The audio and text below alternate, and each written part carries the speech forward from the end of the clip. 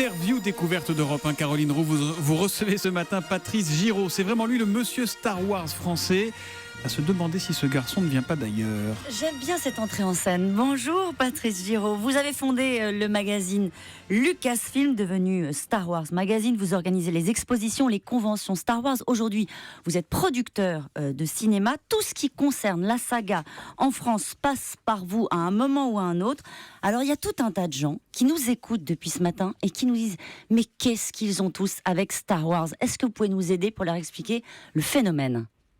Star Wars, il faut comprendre que en 77, ça a été un film révolutionnaire, mais que à la fois Lucas a réussi à faire un film qui était à la fois fun, divertissant et révolutionnaire, une fois de plus, mais aussi qui avait un contenu vraiment mythologique, mais qui était sous-jacent, mais néanmoins qui était là, et qui fait qu'aujourd'hui, ça reste une histoire qu'on adore voir. Et c'était une histoire de famille, George Lucas, hein, c'est ce qu'il vous disait. Ça a beau être l'univers, mais c'est quand même l'histoire de la famille Skywalker. George Lucas me disait que c'était un soap opéra. Voilà, bon, c'est devenu un phénomène. Vous avez organisé des expositions en France et à chaque fois, c'est un carton.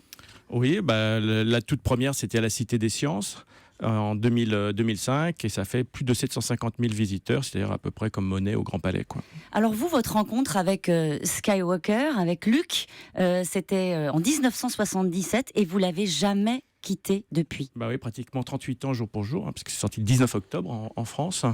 Et effectivement, j'ai eu ce qu'on appelle le phénomène d'identification, et donc c'était tellement réaliste pour un enfant de 10 ans que j'ai été projeté dans Star Wars pendant 2 heures. Vous preniez pour Luke Skywalker ? J'ai virtuellement voyagé dans l'espace pendant 2 heures. Ouais. Alors, vous étiez au début, ça va, 2 heures, c'est bon.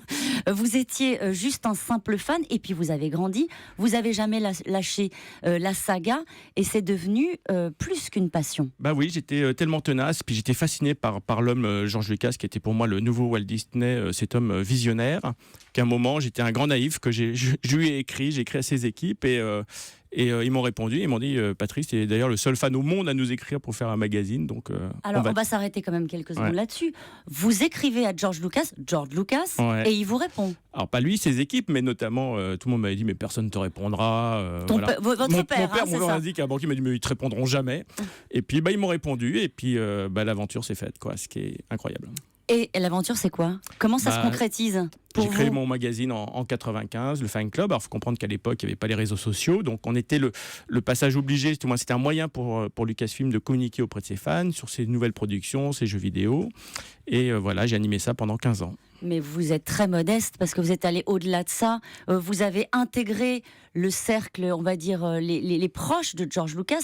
Et vous avez même... Thomas, tenez-vous bien, jouer dans un Star Wars. Je vous demande à tous d'être un peu attentifs. C'est pas le premier rôle non plus. On écoute. Oh, je vous prie de m'excuser. Allez voir, caporal, on vous court. 5 sur 5. Voilà. Donc là, vous n'êtes César. pas la jeune fille. César. Vous êtes le droïde. Ouais, alors il faut comprendre que c'est vrai que à cette époque-là, c'était quand même une entreprise très familiale. George Lucas, c'était quand même une personne, et les employés travaillaient pour une personne qui était incarnée et pas des actionnaires. Et effectivement, moi, je faisais partie de cette grande famille, et ils m'ont donné, j'ai été figurant sur le film, et ils m'ont donné un petit rôle dans les VF. Et pour vous, c'est une consécration, sincèrement, à ce moment-là. Je m'y attendais pas, mais effectivement, pour l'anecdote, mon gars chez Lucas m'avait dit j'ai une bonne et une mauvaise nouvelle. La mauvaise, c'est que tu vas sur le tournage, et la bonne, c'est que tu faxes tout de suite tes dimensions. On va te faire un costume pour que tu sois dans le film. Vous l'avez gardé, le costume ? Non, il est dans les archives de chez George Lucas. Alors, le réveil de la force, c'est le nouveau Star Wars. Ouais. Je ne vous demande pas ce que vous faites le 16 décembre. Je suis au cinéma.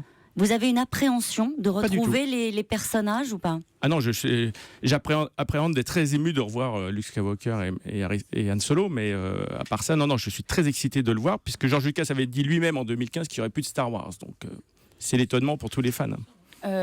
Est-ce qu'il vous arrive quand même de temps en temps d'être du côté obscur de la force ou... Jamais. Jamais ? Que du bon côté. Ah oui, c'est pénible, parce Mon que héros, c'est Luke Skywalker. Ce qui est plaisant dans Star Wars, c'est les méchants, non ?